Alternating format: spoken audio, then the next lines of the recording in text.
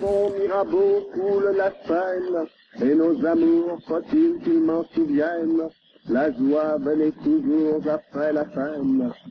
Vienne la nuit, sonne l'heure, les jours s'en vont, le demeure. Les mains dans les mains, restons face à face, tandis que sous le fond de nos bras passent les éternels regards longs de silence. Vienne la nuit, sonne l'heure, les jours s'en vont, je demeure. Bonsoir Nicolas. Bonsoir Marion. La voix de Guillaume Apollinaire, c'est un document historique exceptionnel. Oui, on ne pouvait pas faire une chronique culture spéciale Grande Guerre sans évoquer bien entendu Guillaume Apollinaire, poète et écrivain incontournable bien entendu de cette période. Guillaume Apollinaire dont on célèbre également le centenaire de la mort, lui qui est décédé le 9 novembre 1918, emporté par la grippe espagnole. Il s'était engagé comme soldat volontaire, faut le savoir, dans la Grande Guerre en 1914.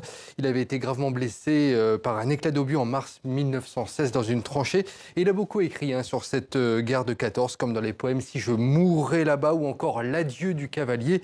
Et si vous voulez en savoir plus sur sa vie, son œuvre et son engagement, dossier spécial sur le site internet tv5monde.com, rubrique culture. Et puis cette Première Guerre mondiale, elle peut se raconter également en bande dessinée. C'est le thème justement d'un ouvrage collectif qui vient de sortir à l'occasion de ces commémorations de l'armistice. Ça s'appelle Traces de la Grande Guerre, un ambitieux projet d'une association d'Amiens, c'est dans le nord de la France, une quarantaine d'auteurs français et étrangers qui racontent à leur manière l'empreinte qu'a laissée la Première Guerre mondiale sur notre monde contemporain, ce qu'il en reste en somme. Et ils ont eu totale carte blanche dans leur projet.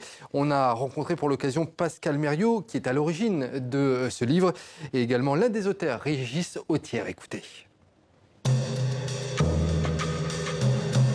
Clairement, c'est l'écho contemporain qui nous intéressait. Vraiment, après tout ça, c'est-à-dire après ces 5 années de commémoration qui sont en train de culminer en ce moment, qu'est-ce qu'il nous en reste, qu'est-ce qu'il va nous en rester? Et c'est vrai que la question de la transmission, peut-être qu'elle n'était pas aussi présente au début du projet, mais à la fin, elle y est complètement. Je crois que l'histoire d'ouverture de Robbie Morrison et Charlie Adler, donc le dessinateur de The Walking Dead, nous a un peu surprise parce que c'est la première histoire qu'on a reçue. Et cette histoire, elle s'appelle Without a Trace, sans une trace. Ils sont partis du principe que peut-être on avait tout oublié. Et de façon assez étrange ou pas étrange, l'écho actuel des populismes à l'échelon international peut nous le faire penser. Et si on avait fait tout ça pour rien? Et si on était une race d'individus sur Terre qui n'avaient aucune mémoire? Les anglo-saxons ont plus été sur une réflexion un peu intellectuelle sur ce qu'il en reste, alors que les Français, eux, ont souvent lié leur récit à quelque chose qui relève de l'intime ou de la famille ou des échos familiaux. La grande spécificité de Traces de la Grande Guerre, c'était que je devais travailler avec un dessinateur allemand.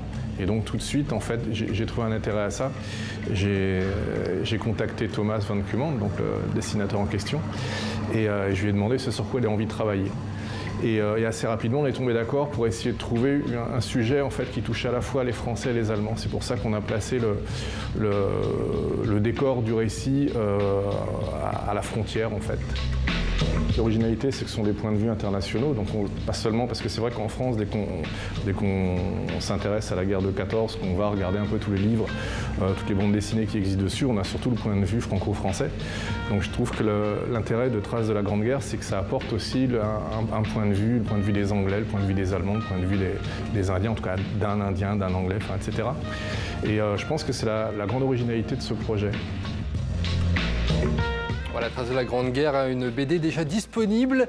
Et puis, si vous voulez aller un petit peu plus loin dans la bande dessinée qui traite de la Première Guerre mondiale, je vous conseille les albums de Jacques Tardy, dessinateur français qui traite depuis quelques années maintenant cette Grande Guerre. Et Nicolas, on ne pouvait pas terminer ce week-end spécial en commémoration de la Grande Guerre sans parler de Georges Clemenceau, lui qui prononça le discours de l'armistice devant la Chambre des députés il y a 100 ans donc. Une expo lui est consacrée actuellement effectivement au Panthéon, expo proposée par le Centre des Monuments Nationaux et la Fondation du Musée Clemenceau, qui nous permet de revivre en fait le parcours exceptionnel de cette grande figure de l'histoire de France, de sa carrière de député, à son rôle lors de la Grande Guerre, en passant par son métier de journaliste ou encore son amour inconditionnel des arts. On y découvre des objets originaux, des photos, des portraits, de nombreux documents. Georges Clemenceau, le courage de la République, c'est au Panthéon jusqu'au 10 février prochain. Merci Nicolas.